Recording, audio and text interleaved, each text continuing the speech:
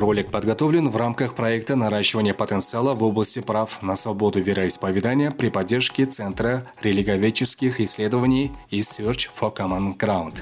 Кыргызская республика, будучи участником международных договоров по правам человека, признает за каждым человеком право на свободу мысли, совести и религии. В соответствии с международными стандартами, Кыргызстан гарантирует уважение и защиту свободы вероисповедания или убеждения. Статья 1.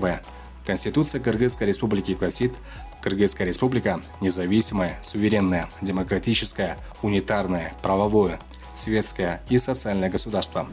Светское означает, что государство во всех сферах жизни, в том числе и в религии, обеспечивает свободу совести человека, что религия не вмешивается в государственную политику, то есть светскость – это не атеизм или отрицание религии, а это правление государства посредством не религиозных, а правовых норм.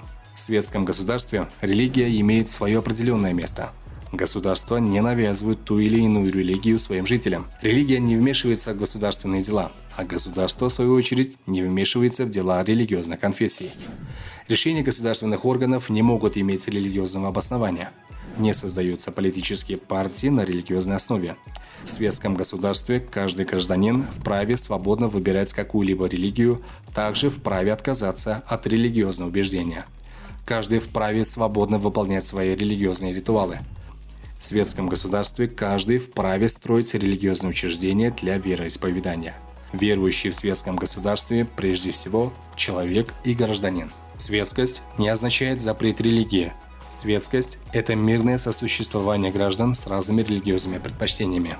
Кыргызстан является многонациональной и многоконфессиональной страной, в которой проживают мусульмане, христиане, буддисты, иудеи, бахаи и многие другие представители разных конфессий.